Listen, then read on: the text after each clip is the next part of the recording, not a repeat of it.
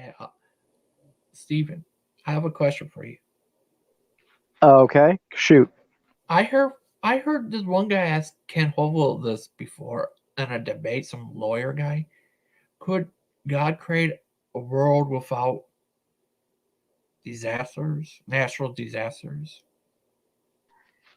God did create a world without natural disasters. He created a perfect paradise. He created a world that is so unimaginably perfect compared to even the wonderful world we have today. And I don't mean the worldly people who've polluted it, but I mean the actual earth, the planet, the atmosphere he's created for us. Even what we know today is so wonderful and perfect in its design, but the natural design was so much more perfect. It was so actually perfect. There were no natural disasters. So yeah, the answer is yes. God can and did create that world, and we ruined it. Man, fallen man ruined it. Oh, Now, Stephen, I got something for you, and I had actually asked Kent about this on the talk show. But do you believe, I've heard some denominations actually believe that Adam and Eve weren't in some kind of human form, that they were like, how did they describe it? Like light people. If you were to look at them, they look like the silhouette of light. Do you believe that they had the same biological structure that humans of today have? I do. I think humans today have a polluted copy of a copy of a copy. But yes, I believe they were physical, living, breathing humans. We know this to be fact because one of the first commandments God gave man was to be fruitful and multiply. What does that mean? That means take your wife, have sex with your wife, have children, and multiply. Be fruitful and multiply and fill the earth. And I think it would be absurd to picture two light bulbs going at it. Right. I hear what you're saying on that. What I'm getting at though, and this is what I brought up with Kent, was it claims that one of the punishments that has happened is that a woman will basically feel pain during childbirth. So the question you have to ask yourself logically is, before the curse, before the fall, were women even able to feel that way? And it also begs the question, were Adam and Eve actually immortal, which would have meant that they couldn't reproduce before death came into the world? Does that make sense? Yeah, and just a little critique, but it's not life or death. Women already felt pain in childbirth. The scripture actually says that God increased the woman's pain in childbirth, which would imply that she was already feeling some level of pain. The major difference between Adam and Eve in the garden and us today, I think that they had the ability to access more of their brain's abilities. Whereas they say we typically function on 7 to 10%, I think Adam and Eve probably function much closer to 80, 90%.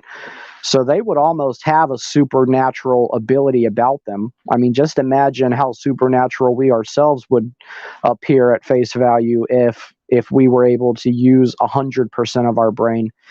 I think that was one of the results of the fall, the destruction of the body and the slow degenerative state that we know today. So why do you think that their brains were more advanced in the beginning? I don't know. Is that I've always heard that 10% of your brain thing is like an old wives' tale. That now when we actually do brain scans, we have a better understanding, and that's just not the right terminology to describe. Because the neurons are going all the time. I mean, it is possible to induce a state where they're firing at, more of them are firing. Like if you take psychedelic drugs, for instance, they've been doing brain scans that show that your brain lights up when that happens. But I always understood we were only 6% or 7% of our brains. I always understood that as like an outdated understanding of neurology.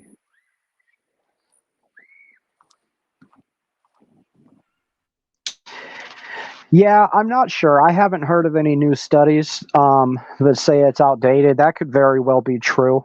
And that could even be what the scientific community holds to. And that's one of my pet peeves with science as we know it is because they introduce scientific fact as this unmovable mountain that we have to point to and base everything else off of. But I mean, just look at the two differences we just presented. It was scientific fact. It was an unmovable mountain that we were limited, typically 10 to, say 13%. There's been exceptions to the rule. I think I've heard that Einstein was able to use like closer to 20%, but average humans a much lower scale. And then you just pointed to a newer study that shows that's outdated, and now the mountain has moved. The unmovable mountain is different. So, I mean, I find it so hard to buy anything science says as a fact. I really have to look at most science as just an opinion. So that would be one thing. But, even say you're correct, and that humans are able to use, say, 50, 60, 70% of our brain, I would still probably lean towards Adam and Eve before the fallen state. And in that closer fellowship with God, they probably still had closer to 100%, if that would make sense. I get the frustration with science. I definitely see how scientific conclusions being an ever-changing state is going to be. It's frustrating to see how can you say this is the best we understand, and now later you can say this is our best understanding. But I've always understood science as not as set in stone fact, but as the best conclusion backed by the greatest amount of evidence. And so when it changes, it's because new evidence has been discovered or introduced. Well, if you don't mind, I don't know if you ever looked into some of these pages. There's been over 100 different subject matters that have been theorized by scientists, and then they ended up having to refute them, like the primordial, the soup concept that they used to have. They also used to believe that life may have come from vents in the ocean and all this kind of nonsense. I'll give you another example, and this is one of Kent Hovind's favorite things that he likes to talk about, obviously, but that evolution is considered a theory. Have you ever observed spontaneous generation? Have I ever observed spontaneous generation? Yeah. Do you know what that is? Yes. No, I have not observed that. Okay, so what about have you ever seen something like a cross between a bird, like a transitional fossil, where its wing is just beginning to be formed, or it's halfway in formation? Yes, I've seen all sorts of transitional fossils. They're available to be seen at any natural science museum. Most major cities have them. You believe that there's a transitional fossil where a bird was not functional, that it had half a wing? I don't know about this specific example you're bringing up about this bird, but I do. I mean, Catholics believe in evolution. I've definitely seen transitional fossils, all sorts of transitional fossils. Arcturus would be an example if you're familiar with the Arcturus. Well, go ahead and explain why you think that's a transitional. Oh, I'm not qualified to explain this at all. I mean, I'm not an expert in this, but I would encourage you to look into the Arcturus. You would be able to find some resources from actual Well, scientists. you said that for you this was evidence of a transitional fossil, and Well, now this is the whenever way I look at it. I am going to get a PhD. I do want to be an expert in something, but that's religious studies. I want to be an expert in religion in the United States. That's what I want to study. I'm not going into biology, and so I have to trust what biologists say about their own field. And biologists say that this is a transitional fossil, and they're the ones that study this, so I have to trust them. Okay. Why do you have to trust them for exactly? Well, they're the ones who are studying biology. They're the ones who have made it their career to study life on this planet. Uh, I don't know much about life on this planet. I wouldn't be able to tell you all the classifications down from, species to genus to all of that. I wouldn't be able to tell you all the parts of a cell. I'm not an Well, expert in biology. the reason why I'm asking you this, I'm not trying to say that you have to be this amount of educated or whatever. The point is that there's over 1,000 scientists who signed a petition stating that they don't accept evolution. Over 1,000 of these scientists have done this. Right. Yeah. And then there's these other scientists over here claiming one thing. So why Yeah, is so- it? Why do you have to be one of the ones who go along with evolution for? Well, I mean, so on the letter that you're talking about, it was like 1,007 scientists that signed this letter, and there was a response issued by the rest of the community of biologists, only with the first name. I think it was like Francis or something. And then if your name was like if you were Italian and your name was, Francisco, you also signed the letter.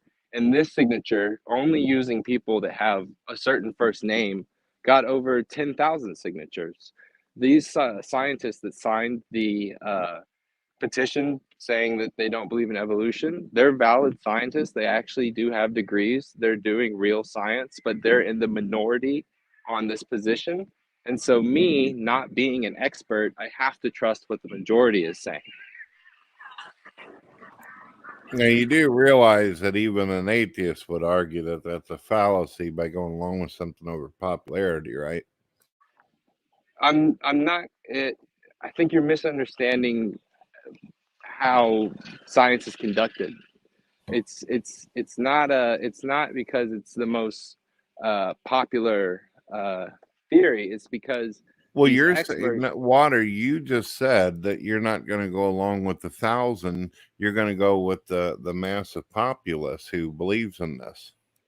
But it's not a popularity contest in the sense of, this is, how we elect the president, who would I most like to drink a beer with, or who won your student council elections when you were in grade school. It's not that kind of popularity contest.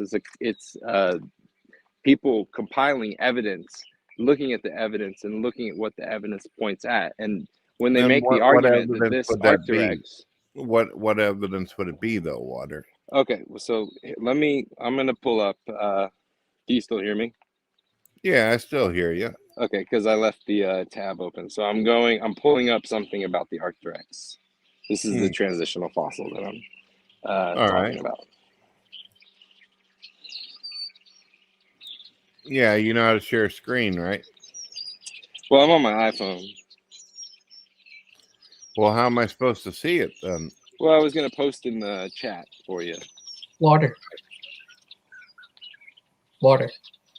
Yes. Oh, you ever heard of inspired philosophy? I'm sorry, say it again? You ever heard of inspired philosophy? Have I ever heard of inspired philosophy? Yeah, his name is Mike Jones. He have a YouTube channel. No, I have not heard of him. He talks about how evolution could fit into the Bible with Adam and Eve. Yeah. Give me 1 second. Yeah, is that weird, Brett? I'm hearing you. But what I was interested in, why I was going at Water about this whole wing thing, is I don't know if you realize this. Can you hear me, Stephen?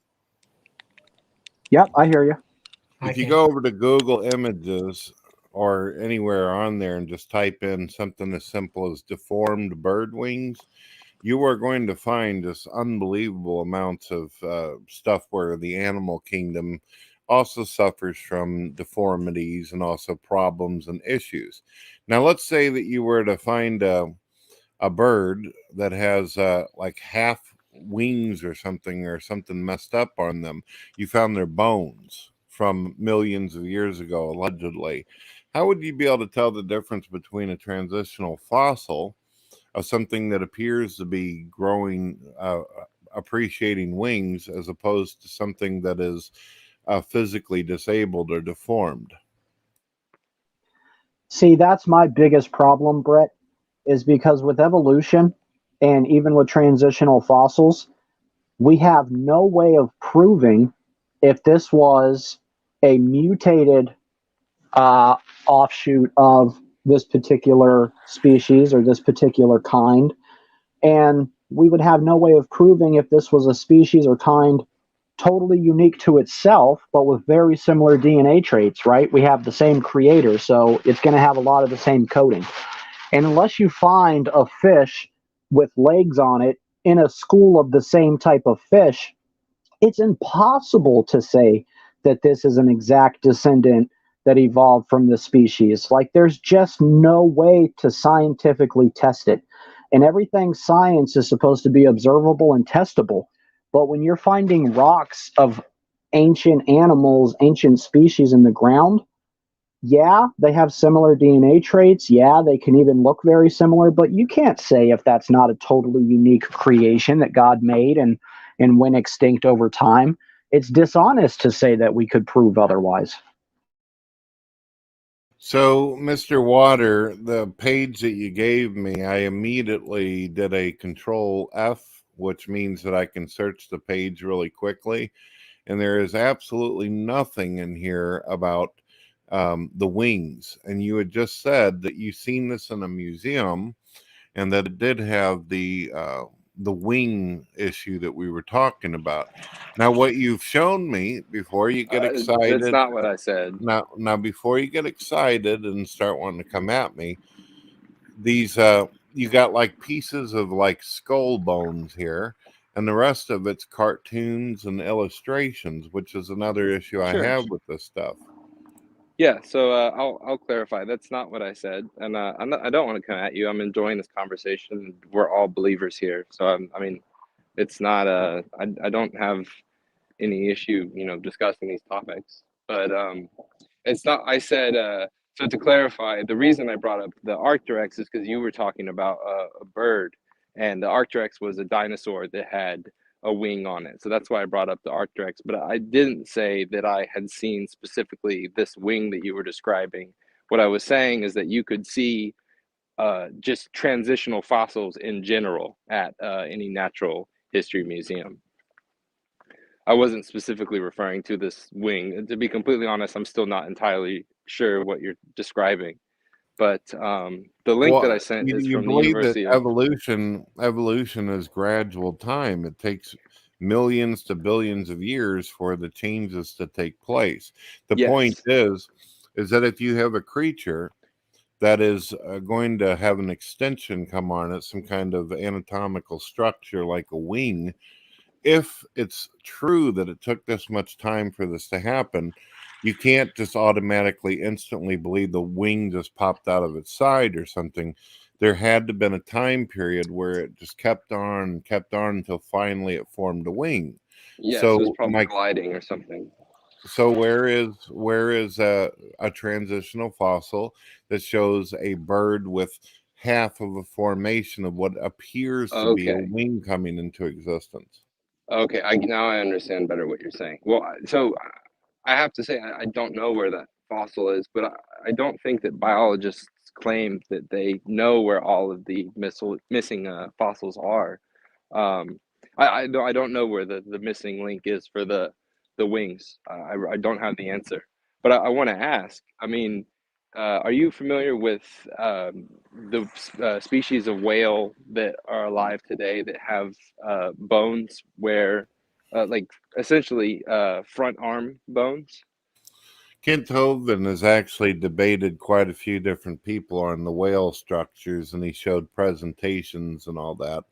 And he's pretty much, well, Syrian, if you think we're ignorant in here, then it's a perfect time for you to come in here and just own us all. Why don't you bring a mic and we'll have some fun? You come on in here and show us your intellectual prowess. He's basically calling us all ignorant and stupid people now that we're questioning this. See, I always thought, Water... Anybody can type from behind a keyboard. I always thought, Water, that if people want to be true skeptics, shouldn't they question everything? I mean, if a person really wants to say that they're critically thinking, then question everything, including your own position. That's the purest form of skepticism, if you ask me. I agree. Yeah, and Syrian, to you're just so build on that, Brett, I have tested the Christian faith. I've tested my own relationship, and it came out smelling fine. I don't understand why evolutionists are unwilling to put that same level of scrutiny to the test that us believers do. So we got this guy. He says, "No, Brett, you are ignorant." Yet at the same time, you said right above that you don't have a microphone. I mean, we do live in the modern day. It's almost the year 23, and this guy It's the is last telling day me of the year, bro. I'm stupid, but he doesn't even know how to use a damn microphone. Come on, come on. Don't hurt yourself there, Scenarian. Come on, relax there, fella. Now, how does this, if you don't mind me asking, Water, because as you know, we were talking about Adam and Eve earlier, and this is a good segue into it, and we'll continue to dabble in all this good stuff. But when you finally find yourself in a confrontation with an atheist, and the atheist says, "Okay, do you believe in Adam and Eve?" You're going to have to sacrifice one of your views. Either God made humans from the dust or clay or however you've seen it and breathed life into it, or you were a damn goldfish that learned how to sing love ballads. Which is it? What are you going to tell a person? I do view, I do view most of the Genesis account as allegorical. You see what I'm saying? I'm not being insulting, but you have to sacrifice one of the views. Well, I don't think I'm sacrificing anything. I still Well, view of it as course a you are. holy story passed down This from God. I mean, not to be cold-blooded, Water, but if you say that the Adam and Eve event is just some allegory or some parable or some hyperbole stuff, then you're basically saying the reasoning behind Jesus coming into the earth, what was the point? Man never fell. Man came from damn rocks. So what the hell is Jesus dying for? Do you see the problem? That's one of the reasons why Kent Hovind takes us so seriously. Oh, I have some. don't go ahead. Uh, No, you can go ahead. okay. Inspire Philosophy. That guy, Michael Jones. Uh, he says that he believes, like hers in the Bible, it says at first God create male and female, then later on create male then female. He puts that as like a sequel to that, where God created humans and then later on chose Adam and Eve as prince and princesses of creation. And he believes that evolution is how God created them. That's how Michael Jones puts it. What do you think, Brett? Well, to be honest with you, sometimes it's really hard to be able to understand what you're saying. You may have to say it again and stuff. Oh, It's sorry. Inspire Philosophy. Michael Jones. He said that in the Bible it talks about the first part of Genesis said God created male and female. Then later on, it's talked about God created Adam and then Eve. He thinks that's the sequel to the first part, and God used evolution to create humans. He he kind of mixed them together. What do you think? Doesn't work. I understand what you're talking about. There's some people who believe that there's two different creation accounts, and there's some people who also hold to the idea. I think there's even some Catholics who have this view that Eve wasn't actually the first woman to be created, that there was a woman created equal to Adam called Lilith. I don't know if you guys have heard of this. I have. Yeah, I that's have, part of yeah. Jewish mysticism. That's a Jewish thing, yeah. Oh, did you also talk about her as people that believe that God had a wife? Yeah, there's stuff on. I seen this thing on NBC and then ended up looking more into it, but apparently there's some people claiming that biblically there was a female goddess called Asherah or something like that. I forget how to pronounce it. It was supposedly the Ashtoreth. companion of God. Yeah, Asherah. It's nonsense. I mean, at least for when is it one of those times where they've supposedly found a an ancient copy of the Bible, and it's like similar to when they said Jesus had a wife, and it was clearly a forgery. Well, I Well, mean, the it's figure. literally Go ahead, Stephen. it's literally a perversion of, again, ancient paganism, because Ashtoreth in that particular religion was the wife of Baal, or Baal, however you would like to pronounce it. So they just took the same concept, which is the female god who is the wife of this high supreme god, and they just relabeled it. And oh no, this is the god of Abraham's ex-wife. No, that's just redrudged up paganism again. I'd like to ask you a question, Water, as well as our newfound friend Cenarian out there, who's clearly going to be a fan of ours from here on out. But just kind of a creation evolution type of question for you. So, how do I put this? What do you think the variables were in the environment that would cause a let's say something like a primate going through the evolution of becoming a human? What kind of pull did it have to take from in order to get this anatomical structure? I'm sorry, can you repeat it one more time?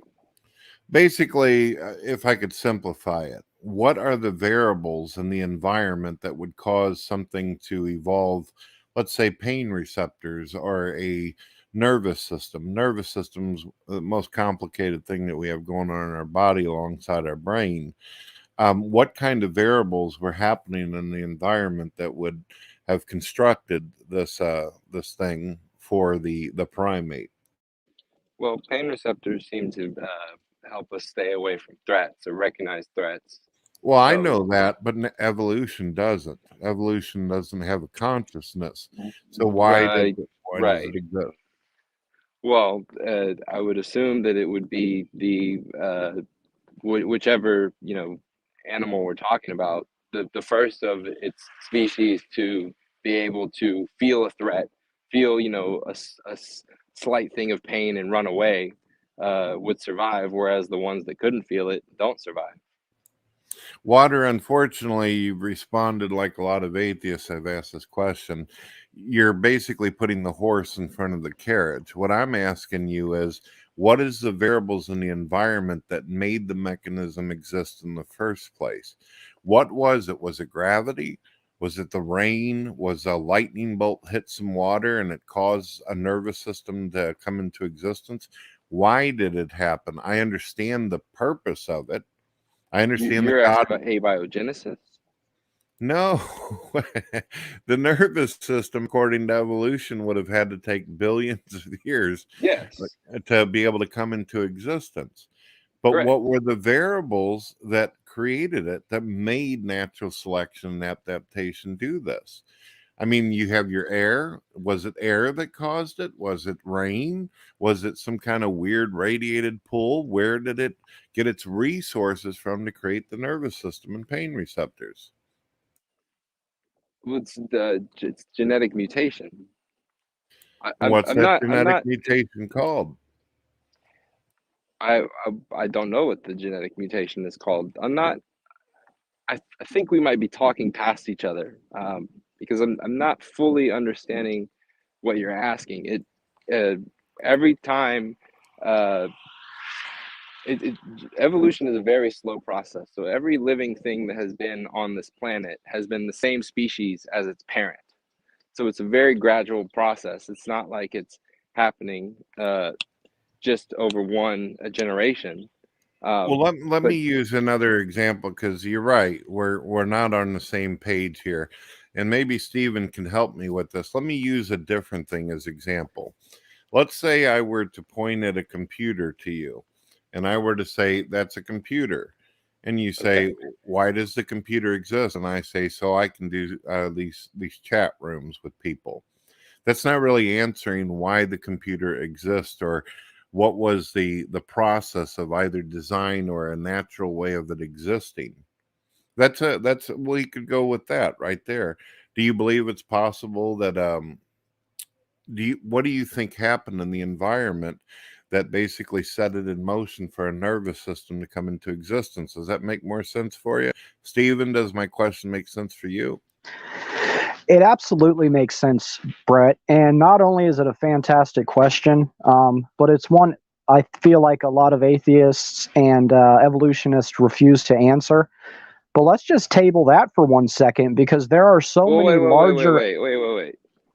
I'm sorry. I'm so sorry to interrupt, but if it's one that people refuse to answer, I mean, it's got to make for good content, right? So we should try to answer it. Sure. We're trying to make sure that you understand where we're coming from. For some reason, and I know that you believe in God, and I understand that you're Catholic, but I notice whenever I'm talking to like non-believers and I ask them, okay, fine, you believe this happened. How did it come into existence? What set it in motion? We're talking about a nervous system, man. It's the major ingredient to your sentience and why you exist and why you're able to feel. Why does it exist in the first place? Now, the atheists, the only thing that they could say is there were natural things happening, and that's why it came into existence. My question is, what are those natural things? Do you get it now? Well, I think genetic mutations are happening, and whichever genetic mutations allow for the better survival of those that have them, those creatures are going to survive. Okay, so More than the creatures that where don't did the have them. mutation get this? Let's say that I go along with you on that and I say, okay, fine, we'll throw in the magic mutation trick. I always love that. But where did the elements, what was the variables in the environment that caused it, that equaled out to this change or this thing happening, and why? I'm still not sure what you mean by variables in the environment. I think that's the part I'm getting hung up Because on. the process of evolution depends on the environment and what is happening around it. It claim like Richard Dawkins, for instance, he claims that creatures had to have a certain diet. A creature had to stand up and look up at a tree long enough until its back just happened to straighten out. Basically, what I'm asking you is what was going on in the environment that dictated that a nervous system even needed to come into existence in the first place. Now, a religious person can simply say God designed us this way because he wanted us to feel and know when we got an ouchie. Makes sense. An external entity did this.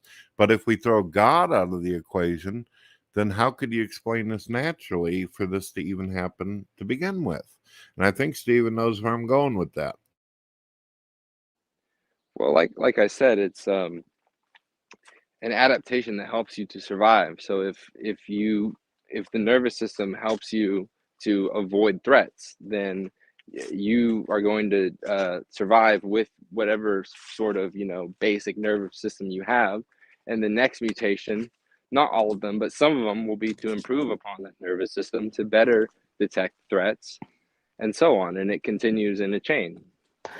So here's the problem. Just one thing I need to remind Water of real quick, and then Stephen, you tear it up. Let me remind Cenarian out there, if he hasn't already rage quitted, which it looks like he has, and remind Water of this. Evolution is supposed to be a natural process through nature. It doesn't have a consciousness. It doesn't give a shit if you live or die or if you're improved upon.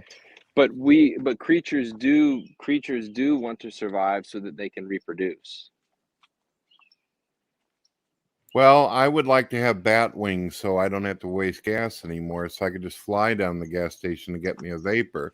But that's not going to happen just because I want to survive and have a more convenient existence. Well, humans didn't never needed to develop wings to survive. We developed tools instead, and complex societies where we can interact with one another and support each other in ways that other animals can't. I mean, some animals do form herds and packs, but not in the way that we do, where it's with lots of people that are not related to us.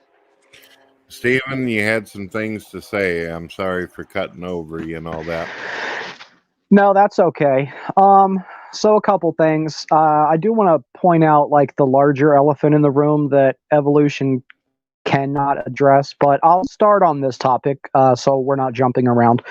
Okay, so to assume that evolution is correct and things evolved like pain sensories, okay, why did we evolve pain sensories?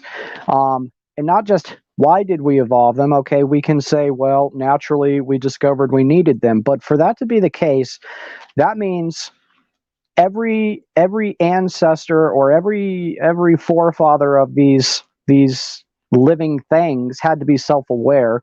Where did the self-awareness come from in the first place?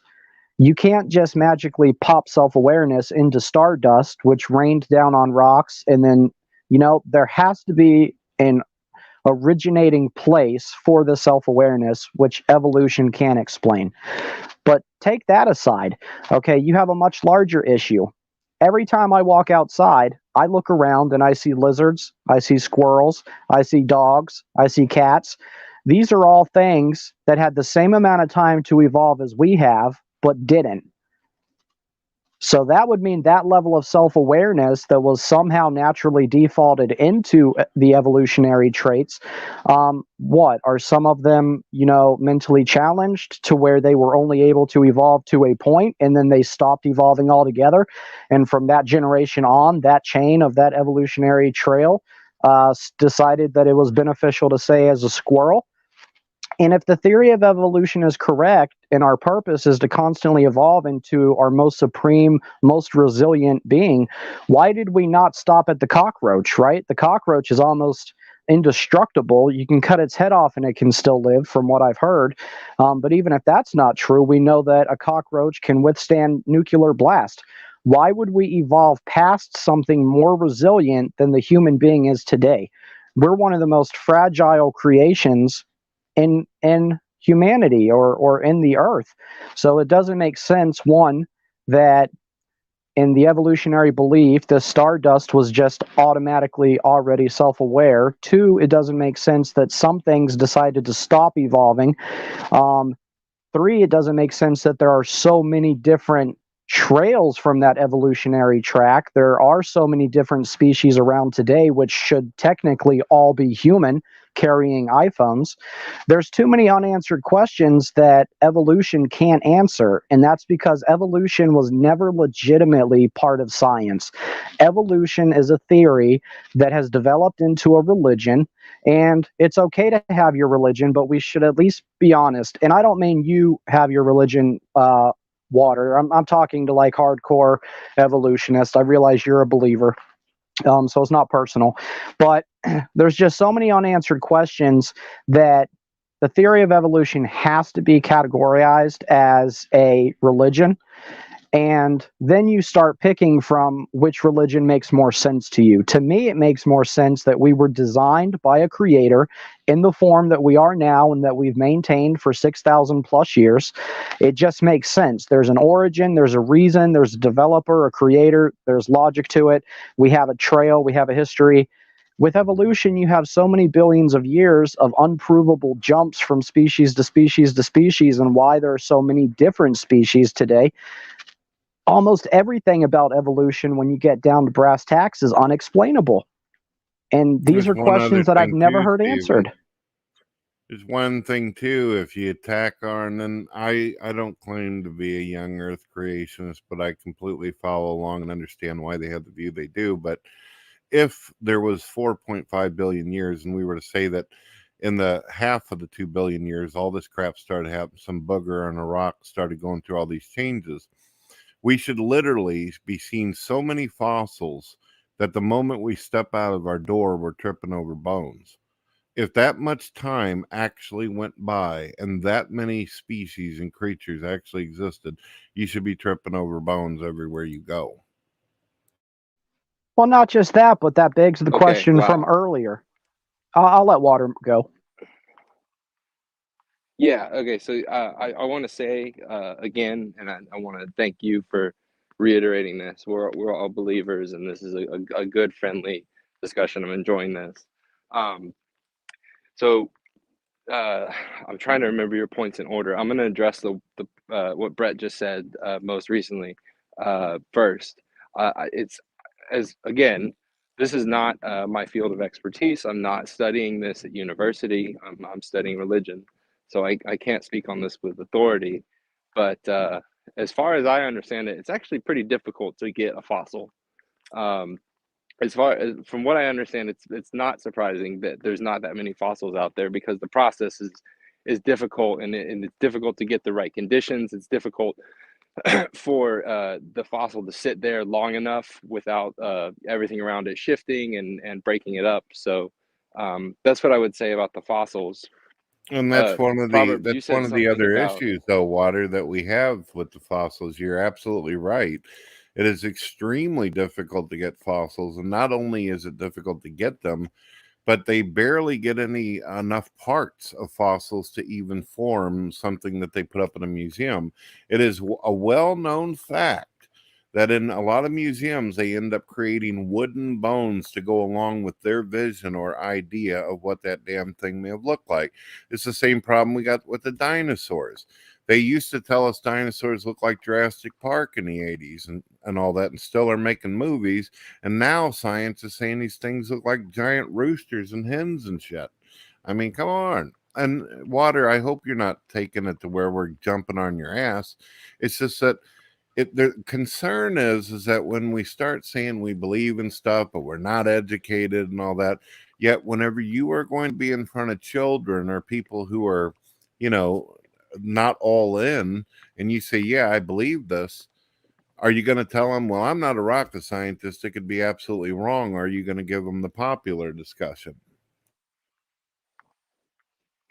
So I think again we're talking past each other. I'm telling you, there's a level of expertise to everything, and when it comes to evolution, people who have dedicated their lives, made that their careers to study biology, they would know more about this than I do. I don't know. You do I realize, mean, though, I like Water, to. that there are scientists who spent their entire lives and then some to come up with a theory, and over 100 things that were considered a theory based upon evidence were absolutely refuted and debunked. One of the examples I gave you was the primordial soup nonsense.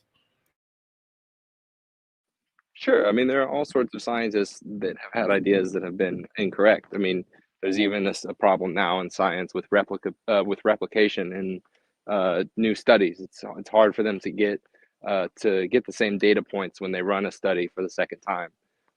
But if we could, I mean, do you want to discuss this, or do you want me to address the 2 points that We can get all Proverbs into that if you brought up? want to. You can respond to Steven's comments because he made a lot of good points, and then respond to me if you like.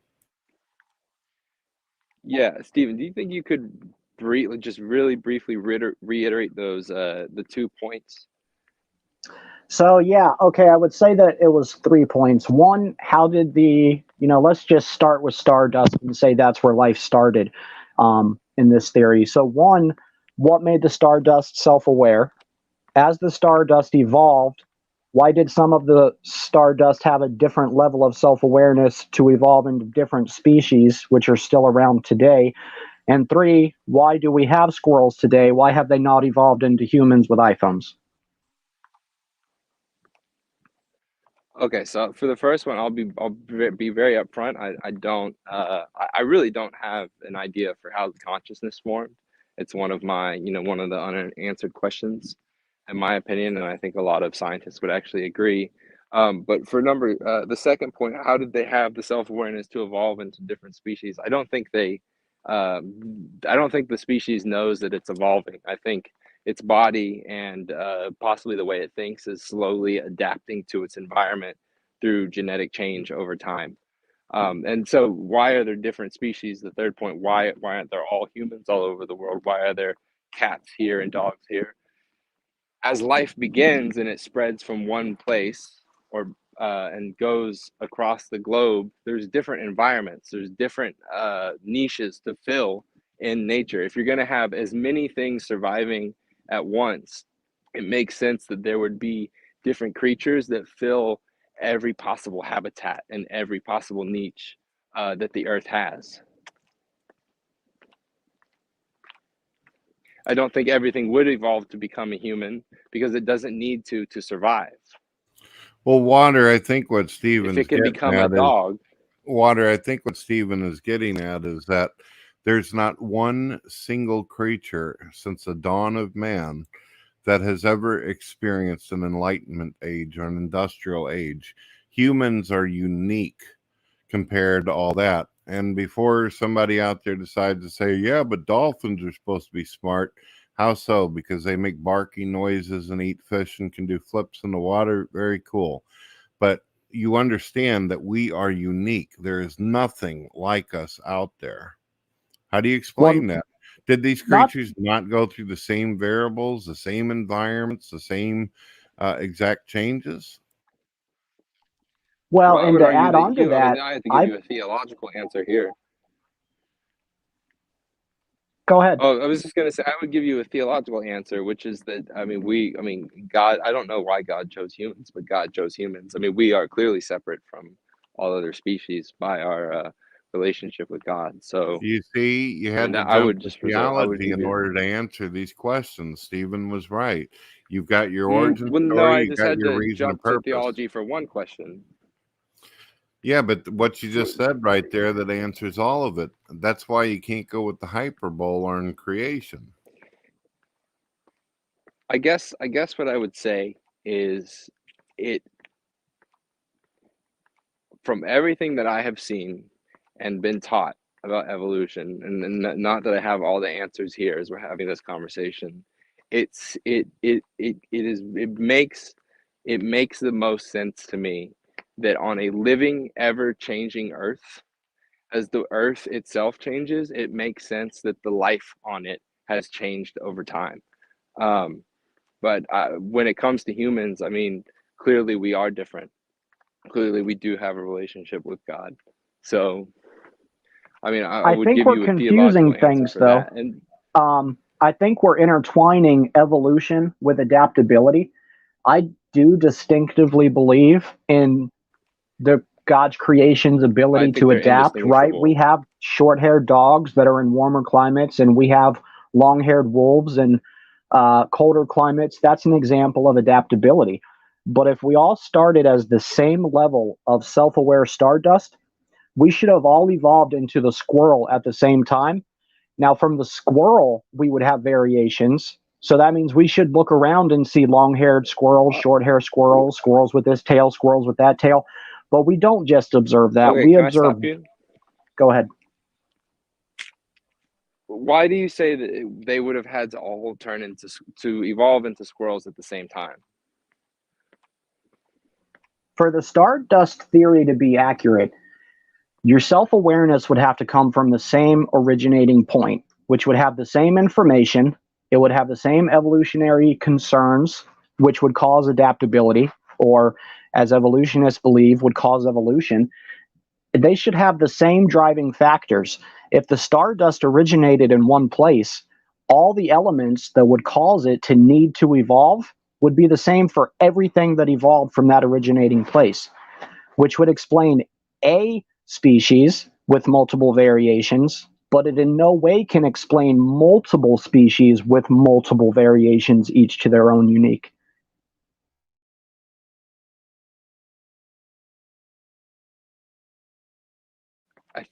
I think we're talking past each other on No, we're not. species. We're not on this.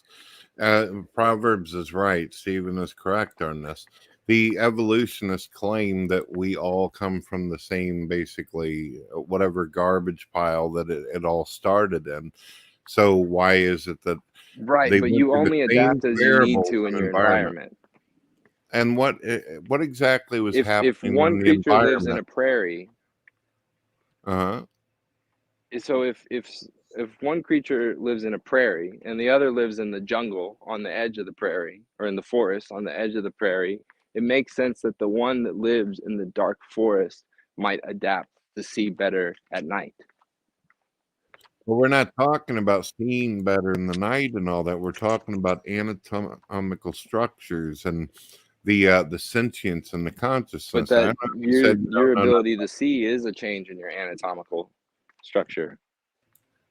No, that's not. I'm talking It's a about change in your the eyes. concept of where you guys think you come from rocks and all this. Do you believe that you actually evolved from a rock? Okay, so this is abiogenesis, and I don't And I if don't know you what look the up answer the to definition, abiogenesis is. I know that atheists like to say there's a difference between abiogenesis and evolution. If you look up the definition of abiogenesis right now, you will see that it is the origin of evolution. So take a look at that real quick so we can make sure we're on the same page on this. Do you believe you came from I stardust? understand it's the origin. So did you I evolve believe from a that God rock? had a hand in our creation. Did you evolve from a rock though? No, I don't I don't if that's what God chose, then yes, but I don't know that that's what he chose. Okay, so scientists, you said that it's important to you what scientists are saying. Scientists are saying that you come from some kind of gooey shit that poured out of a granite rock. Do you believe that? They did say that at one point, as I understand it, and I do have a couple friends that are pursuing their PhDs in biology right now. That's not the current understanding or consensus. The That field of is the current abiogenesis is actually understanding. has Now, Water, I broadened. thought you said that you were going along with science. This is up to date stuff. You can go to science.com right now. This has been being talked about for a long, long time. There are atheists who have Well, literally I sat up wouldn't. on debate saying that they've read it for themselves. It says they come from rocks. Here's my problem with it, gentlemen, is with evolution, it's supposed to be something we can point back to and say this is a definitive. But even with evolution, science is updating our origins even every few years, say every 10 or 20 years. So evolution can't even stand the test of time over a 100-year gap. But the creation theory has stood the test of time for over 6,000 years of recorded history. So when you weigh them against each other, I'm sorry. I think evolution's crap. And it's not done evolving in theory yet either. It's going to keep evolving. Well, yeah, as So, we have better what data, one thing I want to we give have a you a better source real understanding of the quick, subject. Water. I want to give you a That's how source science as well as works. I want to give you a source. You keep on going on about science. This is how it works. Well, if you go to science.org right now, which is considered a credible site having to do with science, they got a title here that you may want to look at. Says that we evolved from rocks. So if you want to check that out, I'll be more than happy to put it up for you so you can see that this is up to date. This is what they believe. I would Here be you go. happy to take a look at it. I would say science.org is I don't know if it's if it's a charity or if it's a A government charity. organization. It's not a journal. It's not where I would look. It's not where I would look for. It's a good. It's probably run by journalists who are not scientists, and so it's not my first place that I would look for the current consensus on abiogenesis. But I'll take a look at this for sure. All right. So it's up there. I put it up for you to check out. I mean, if you don't want to look at my thing, you can just simply Google the evolution humans from rocks. It's all over the place. There's like thousands of pages of this. I mean, you said that you're going to go with science, whatever's popular or whatever's being said. So this is the deal. What did you think that evolution was going to claim in the origin of it? If they're, let's say, at least for the Okay, non-believers' point, they're going to say there's no God. So they would naturally believe they came here in some natural form. Stephen pointed out the stardust. You get the cosmic junk hits the planet, some lightning hits, some water, and then some goo comes out of material of the earth, and then voila. That's the story. That's what they're going with. It's the Planet of the Apes movie. I mean, again, like I said, I do recognize that God has a hand in guiding all of this. This I'm looking at this article right now. It's like I said, this guy is he is a journalist. Um, I mean, yeah, I'll read this. If that's the current consensus, that's the current consensus. Um, Yeah, as I'm skimming this right now, I don't really have any. Well, I mean, if you want I don't to, really if have you an want issue to with what he's say that saying, but the again, scientists, it's a journalist. It's not an actual biologist. well, there's plenty and plenty. Like I told you, there's over 1,000 documentation and pages all over the internet on this. There's thousands of videos where atheists as well as religious people are discussing this and showing out their sources on it. So, I mean, think about it for one. I mean, let's use common sense. If you took God off the table or you kept him here and along with some kind of deist idea of it, and we're just going to cherry pick what's real in the Bible and what's not, and some of it's just allegory, then where do you think that it would naturally come from? Where else could have it started when it comes to the concept of evolution? If not rocks, then what?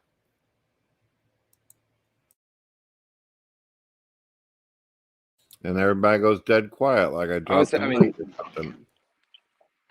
no, Well, I'm and here. again, I mean, there are other. Go ahead. no, I mean, this is just, this goes back to what I pointed out just a little bit ago is with evolution, it's constantly changing. Even the theory of the origins is constantly changing. And I understand the thought process for evolutionists that, okay, information is updated as we learn more information.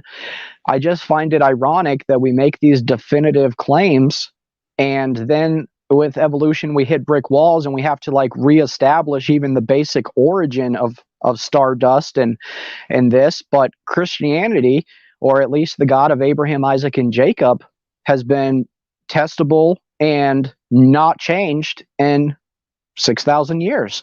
So for 6,000 years, we've never hit a brick wall in our faith where we've had to come up and jump through other loops to explain our origins. We've always known we were created by God for a purpose. We're a unique creation. We're special in the universe. Versus evolution, it changes every 10 years because they end up hitting another brick wall and they're like, oh, we discovered that won't work. Now we've got to update more crap information. I just, when you weigh the two against each other, it's undeniable that the Christian faith as we know it, or faith in God, a creator God, is without comparison. I hear you there, Stephen. And another thing, too, one of the magic words that get used all the time is mutations.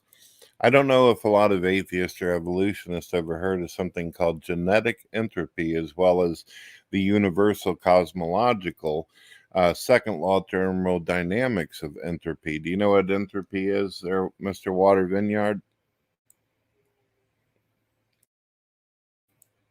Water, do you know what entropy is genetically as Yeah, well I as know what on a entropy is. cosmic Yeah, level? yeah, So it's the deterioration of yeah. I'm actually. it's the destruction and deterioration of our genetics.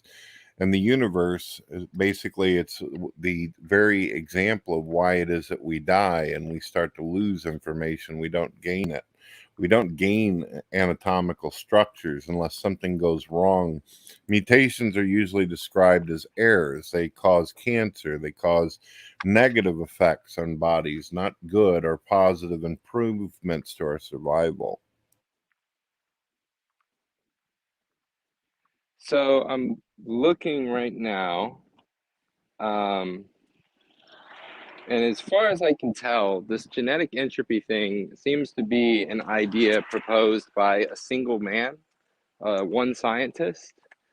It looks like he wrote a book about it. It doesn't really seem like this is something that's been echoed by other people in his field. I would definitely be interested to learn more about this. Well, there's a I'm thing looking called at some of the Google. responses from other scientists to his book. Okay, Yeah, so I'm there's using it right now. Google, there's DuckDuckGo. All you got to do is human evolution from rocks, and it'll be all over the place for you. I mean, besides that, even if you had never even heard of No, this I'm or looking looked at the into it, genetic entropy thing well, that you you're asked me not, about. you're still, listen. Whether you like this or you think it's because of some kind of journalist and you want to fight your way out of it, that's fine. But you have to at least be able to give us an example of where do you think that you actually come from.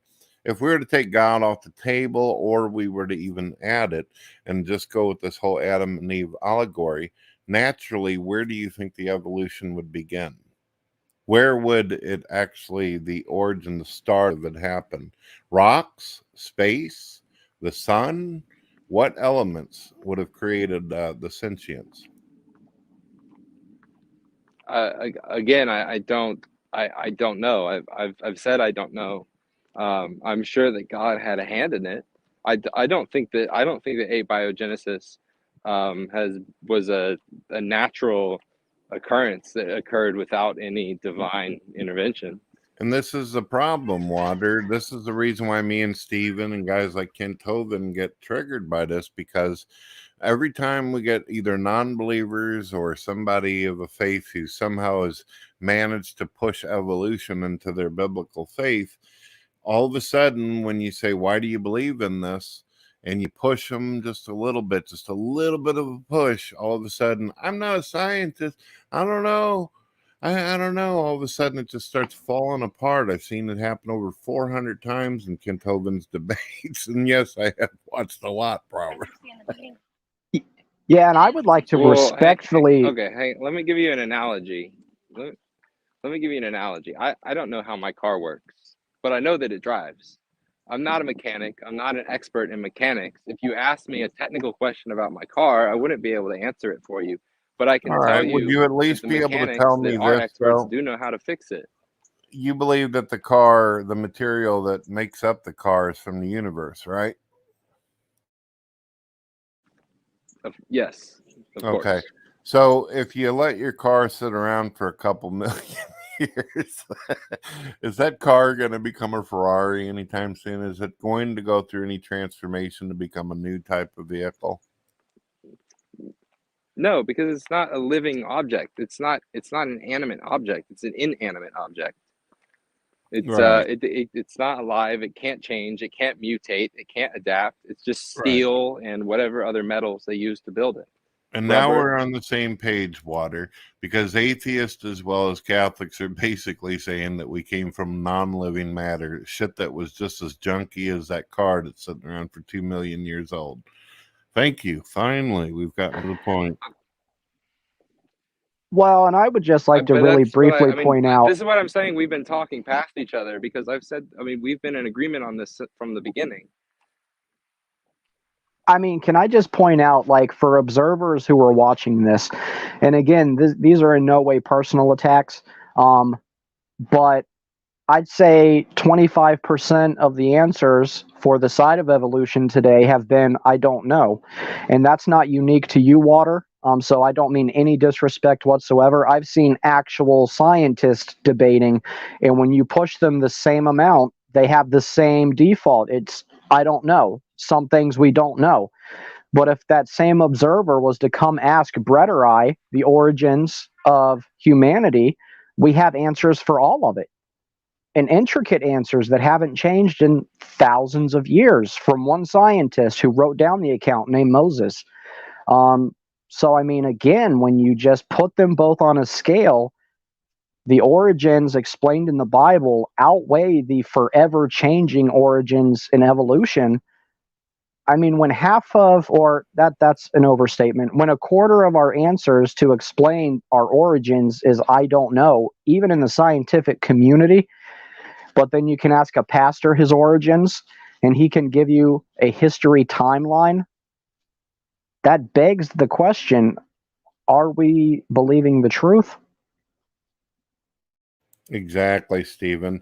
And you know what? And I have went through a great deal of time to make sure I put up countless videos of whenever atheists or scientists are pushed to the limit, which usually takes only a couple questions, they go to the I don't know. Even the ones who have been doing this all their life, they just don't know. They don't know. But they're the first ones to write a I damn would book love to claiming that bring. but they're going to be willing to tell all the children out there and teach it in school that they have an overabundance of evidence to support their claims until they're questioned, of course. Then all of a sudden the shit just falls down. I mean, the reason I'm saying I don't know is because you're asking me very technical questions in a field that I don't study. Like I've said a couple of times already now.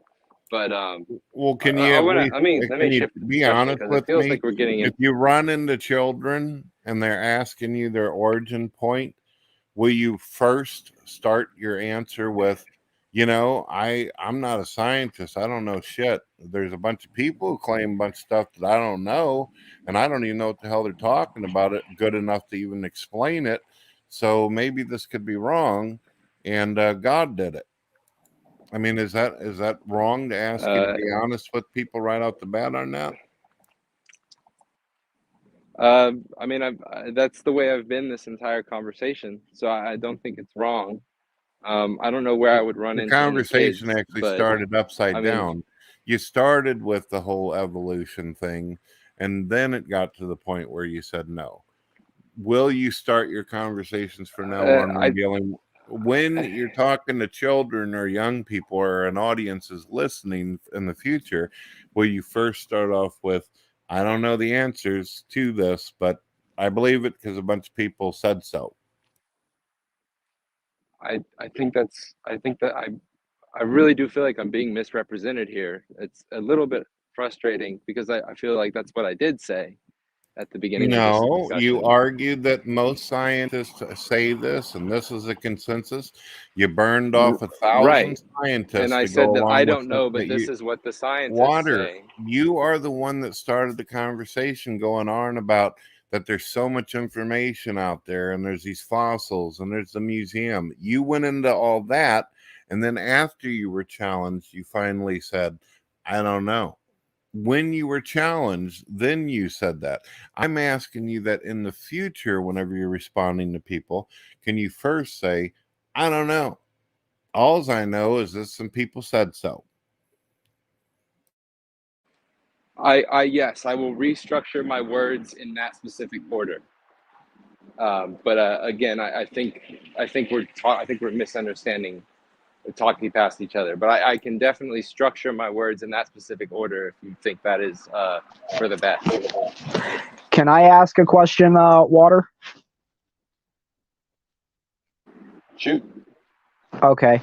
And just know also, with all the evolution questions that I've thrown your way, I realize that you're not the face of that scientific field, and it's brave trying to come up with any answers. So I really appreciate that. And I'm not like challenging you specifically on why you believe in evolution as much as I'm just challenging evolution believers as a whole, and you happen to be here as a representative. So just know that. But you mentioned earlier that the book of Genesis, you believe overall, is an allegory.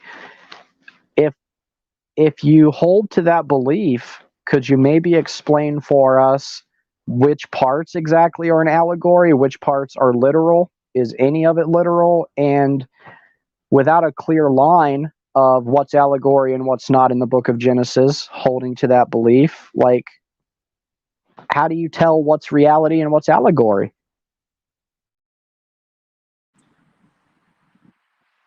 Well, I would say this. When it comes to the Old Testament, a lot of my understanding that I have from the Old Testament, I've actually got from Jewish teaching. Seeing it is originally it's a Jewish book, and my understanding of the allegorical nature of Genesis is that most Jews that I know today, and I do know a lot. Again, I study religion, so I've spent a lot of time in different religious communities. They all believe it to be allegorical. I haven't. I've met a couple, but it's been very rare that I've met Jewish people that take these stories literally. Well, that's interesting. At least in Genesis. That's an interesting claim, and I'm in no way challenging the validity of your personal experience, but my dad was Hebrew before he passed away from COVID last year, and I was raised in the Hebrew faith. I know many rabbis, the vast majority of the believers on Were my you Facebook. Orthodox? No, Messianic. So the vast majority even of the friends I have on Facebook are Torah observers, and I don't honestly know a single one of the Jewish Torah believers on my friends list or anywhere for that matter that I've ever met, not a single rabbi who has ever said to me that they believe Genesis is an allegory. And of course, that boils down to personal experience, the crowds I'm around and the crowds you're around. So both could be true, right? So let's go to the question of if you believe Genesis is an allegory for our origin story, like Adam and Eve would have to be representative of a starting point from evolution. Would you say Adam and Eve was the stardust? Or do you also not know that? Okay, so I would say I would first one clarification. I mean, I'm these are all Reformed Jews that I'm talking to. I'm not surprised that in the Messianic community, there's more emphasis on the literalism of some of those stories. But as you said, as for you keep bringing up the stardust. I'm not entirely sure what you mean when you bring it up. Okay, so let's pretend, or not even pretend. I'm sorry, that's disrespectful. Let's just say it wasn't stardust. Let's say it was the goo on the rocks, or whatever you say the very first form of life to start on Earth was. Would that be what Adam and Eve was an allegory for? And could you put your finger on exactly what that starting life was to be the allegory of Adam and Eve? I think Adam and Eve is an allegory to show that we as humans are fallen creatures that need God. Right, but what chain in the evolutionary trait do they represent, right? Do they represent the Neanderthal? Do they I don't think they represent... have to represent a chain of humans. Homo sapiens sapiens. Yeah, but that's what I was saying. I was going back even further to give you a bone. Like, let's just pretend for a moment, or I'm sorry, that I'm not meaning to do that. Let's just say, for argument's sake, that, you know, the origins did start from space dust, and that was absolutely, indisputably the evolutionary proof of that is the beginning of our origins. For Genesis to be an allegory, everything in it would have to be representative of something else. So the start of mankind, right, the beginning of our species, that would have to be a representation of something from the evolutionary chain. Can you point to a specific start in that evolutionary chain? Like, what was the first life? I don't know what the first life was, but I don't think that Adam and Eve has to represent a part of the evolutionary chain apart from humans, us ourselves as Homo sapiens sapiens. Now, please take this with all due respect, because that's how I intend it to come off. But I've been told I can be abrasive sometimes, and I don't mean it to be. Isn't it a little concerning for you that even though it's not your field of study, with something as important as our origins, in your belief, there are so many I don't knows? I mean, because I have a level of confidence with the scriptures that is wonderful. Like, I know I don't have any unknowns with our origins. But see, from my perspective, that's how you feel, but it's not the case. What I would say, I mean, I don't know how physics works. I'm not a physicist, but when they explain how physics works, I believe them. And I would, if you were asking me questions about physics, I'd be saying the same thing. I don't know. But I would be able to point you towards physicists, and like I posted in the chat earlier for Brett to look at, and you should take a look too if you haven't already. I'm sure you've seen it before. It's the University of California, Berkeley's website. They have a whole article and whole index on questions about evolution. It's a really great resource. And I would think some of your questions would be better pointed at that resource than me myself. But no, it's not concerning. Again, I'm not an expert in the field, and so it's not surprising that I have so many I don't knows, because it's not what I've chosen to study. I would like to learn more, and I mean, I don't know about you guys, but I've been having, as much as we've been, stuck on this one topic, I've really been enjoying this conversation, and I look forward to having more in the future. This has been a really good time. We've been talking for a few hours now. But yeah, no, it's not concerning to me at all that I have so many I don't know. Well, I think that Stephen did make a good point, and we like having you here. We don't mind anybody with different views coming in. It's going to be real fun for Stephen when he meets my buddy Von Helton. They're going to have a real blast. But Mr. Water, if Genesis is an allegory, and a lot of the Old Testament is allegory, according to you, where does God come into the concept of evolution? I think is what Stephen was getting at.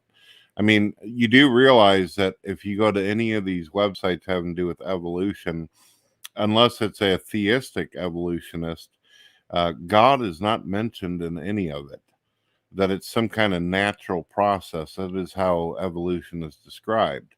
Well, you do realize that God is defined as supernatural, outside of space and time. By definition, that makes the universe itself supernatural. So where does God fit into the evolution period? Because scientists don't mention it, and you made it quite clear to me and Stephen that's very important what the consensus of scientists believe. Well, I believe God definitely plays a role in abiogenesis at the start of evolution. But you know, people say God moves mountains, and now we understand that mountains move from plate tectonics or volcanoes erupting from beneath the Earth's crust. I mean, God created the universe, so I mean, evolution is His process. Well, why couldn't you believe that God could move a mountain? If He can create a universe, why can't He move a mountain? Well, he can, but I'm just saying we now understand how mountains form. Okay, but you'd have to ask moving yourself, the mountain because He set the earth into motion. Well, again, you'd have to ask yourself, yes, humans, we like to diagnose and give names for everything, but where did the plate tectonics come from? The ability for the earth to even do these kind of things. I get that you're saying God, God, God and all that, but the problem is that the more you chop up the Bible and say these were just stories or are fables of the Jews or Hebrews or whatever the case, you're going to have a difficult time when you get into conversations with folks. Well, and here's a problem I have with it too. Like, if Genesis is an allegory, why is the specific location of the Garden of Eden so specific? Why is that so important? If Genesis is an allegory, we wouldn't need to know exactly to the T where the Garden of Eden was, right? We know that it was where the Euphrates River started, as well as the other great river. Like, we have such specifications in the Genesis account for even the locational start of humanity, that it just doesn't make any sense to me that anyone would consider it an allegory. You know, if an allegory has, we knew where the Garden of Eden was. Yeah, it was started at the beginning of the Euphrates River, and the other man, I can't remember the name of it, but the other great river, and it would have been somewhere around the North African continent. Like, we know exactly even the origins of where mankind started from our faith, but we have none of that. And also, an allegory is a representation of something, right? So God creates paradise first, then He creates man. If we use Genesis as an allegory, wouldn't the world be backwards? It would have started off as a plain, ugly rock, and then over time, it developed into paradise.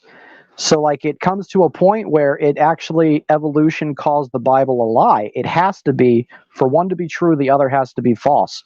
Adaptability can complement the scriptures, but evolution counter scriptures, and evolution has always been an explanation of origins with the absence of a God. I mean, as a believer, that alone would shoot up a red flag for me personally, buying into a theory or another religion that is the explanation of the absence of a God, and how we could evolve and be today with the mindset and pain sensories, the way everything's developed, even gravity, how all of that could come together as an accident in the absence of a creator God. I don't understand how a believer can tie them together. Yeah, Stephen, evolution is defined as a natural process. That throws God right out the window there. But I understand, World, because you did tell me before we even got into the evolution discussion. Do you think God has... Go ahead. Go ahead. Okay, so let me ask you a question. Do you think God has a role in, say, the birth of a child? Because that's a natural process. I believe that God designed us with the ability to be able to do this, and I do believe that there's a spark. And I'm pretty sure the Catholics actually believe that whenever a baby is coming into existence, it's the argument that's used against many arguments towards abortion, right? Proverbs, I believe the spark happens. They even got like some kind of recordings of this happening where it becomes basically a human sentient existence. Yeah, and what's interesting about that, Brett, is that they say that spark that starts the human conscious inside the mother's womb is actually the point of conception, which is hilarious because that's been the long-standing belief of the Christian faith, is that life begins at conception. And science is just now coming along to prove that accurate. And I want to say, I'm not a science denier. I don't think just because something is part of science, it's false. I believe most science. I believe science is an explanation for how God did things and how he's maintained them. My issue is specifically with evolution, which I don't consider science whatsoever. It's a religion. It's something so different from science. It's one's in Chinese and one is in Hebrew, but we speak English. And I'm exactly the same way too, Stephen and Water. I'm a big fan of science. I like the great things that have come out of science and the logic and rationality that God put in us to do it. But there are some things in science that just, I feel like a lot of it's junk. I feel like a lot of it's political agendas. I feel like there's a big push for people to want to believe in some kind of natural process to this. But like you said, and Water, you're not the only one. The problem that me and Stephen have been telling you is that even whenever the big time scientists who are involved with this are questioned, they end up folding, and they fold at just an unbelievable time rate very quickly. Yeah, and a compliment to I you, would Water. be really interested to see some of these examples. I'm definitely down to watch them. Yeah, go ahead. And then Sure, I am gonna sure. actually have to May go I in just give a you a second. It's suggestion almost real 3 o'clock. quick?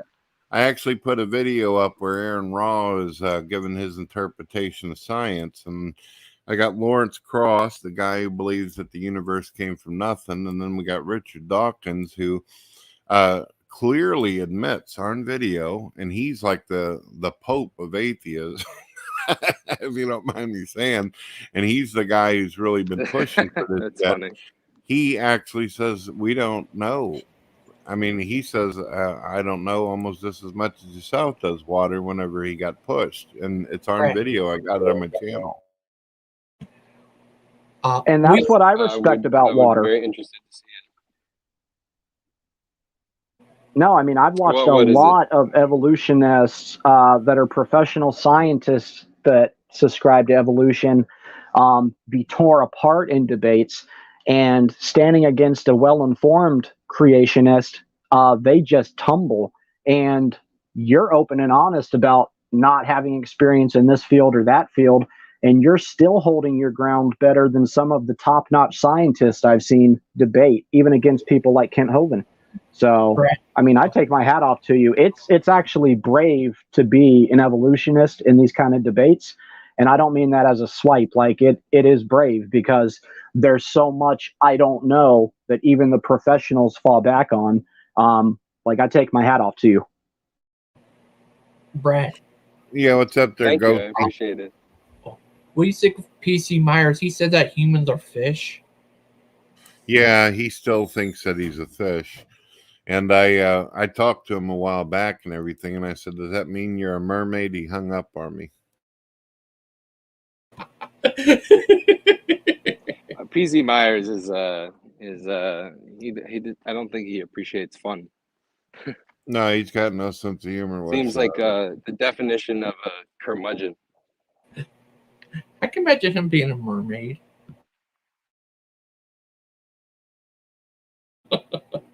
That was funny. Well, hey, I never understood you, water. One of the things I never understood is I have noticed that, and you haven't done this, but I've noticed when talking to evolutionists, whether they're religious evolutionists or atheist evolutionists, they tend to get aggressive, they get angry, and they're like, they don't want to, it seems like they don't even want to try to put any kind of effort in it.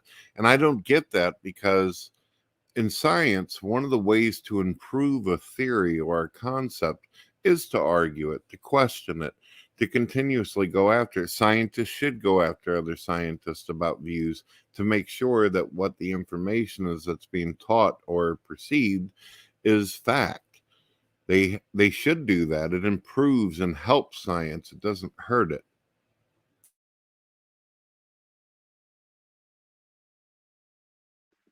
I mean, I completely agree with you. I don't know why so many people have a stick up their ass, forgive my language, but I think part of it is so many people, and maybe it is more true of atheists. I don't know, but I think so many people really, when it comes down to it, they haven't had their beliefs challenged, and so the first time that their beliefs actually are challenged, they react emotionally because they see it as a slight on them rather than the abstract of an idea. Got a rough question for you, But it's a I do want to theological say, one.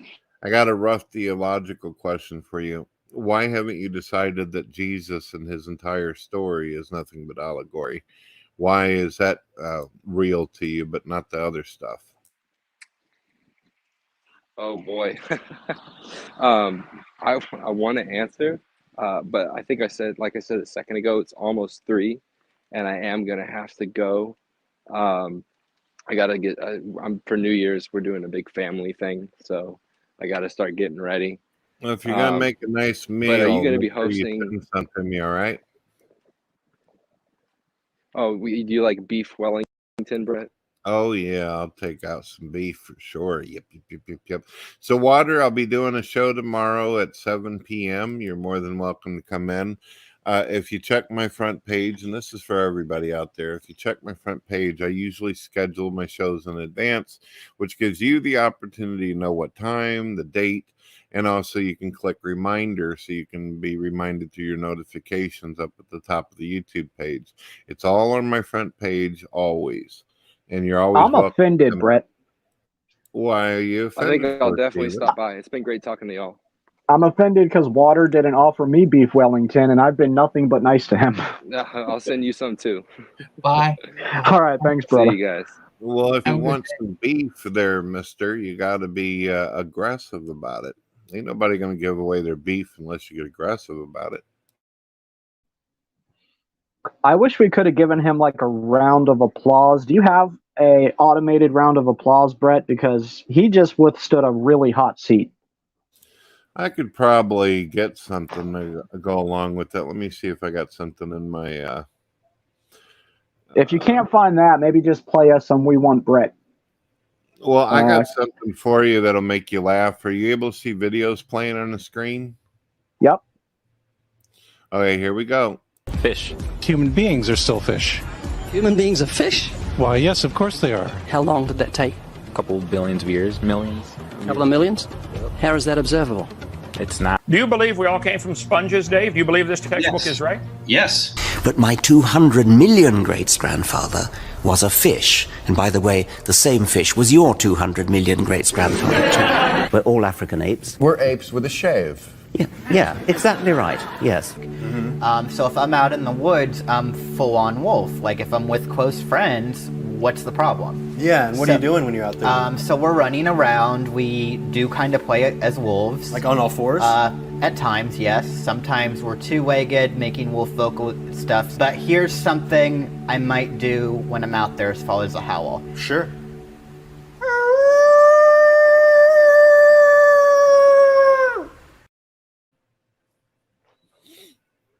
How'd you feel about that, Stephen? I thank God I have an origin story, and that every time I look down my pants, I can decipher my gender, and that I don't have all these strong delusions that these evolutionists tend to come up with. I thank God I'm a believer. Did you see that? Did you see the short I made towards sci-fi, Dan? No, I'm gonna have to go and watch that unless you have it and you can pull it up too. He's a super popular atheist who likes to attack the piss out of Kent all the time. And I put this clip up and ended up getting tons of views for it. Look at this. About 13.7 billion years ago, this tiny singularity violently exploded. And it is from this explosion, this bang, that all matter, energy, space, and time were created. No explosion, no bang, just expansion. This tiny singularity violently exploded. No explosion, no bang, just expansion. Before the Big Bang, there was nothing, literally nothing. And then something happened, triggering the most colossal explosion in history. We don't necessarily think it was nothing before that. You are telling us that matter arose spontaneously out of nothing. Literally nothing. Nothing. Literally nothing. Nothing. Yeah. Literally nothing. Nothing. Thanks for watching the show tonight, guys. Just one more minute of your time. If you've been blessed by these interviews, the ones I've done with Mary Nell Wyatt Lee and the ones I've done with Dr. Kent Hovind and all the other various interviews and testimonies I've gathered, I'd ask you today to please consider making a donation to the channel. That way I can put it back into production and continue improving the quality of this channel. It would go a really long way in helping me continue if you are enjoying these. So I'll put a couple links in the description of this video. God puts it on your heart, please consider making that donation. I'm glad you guys stopped by today. Have a good one. God bless.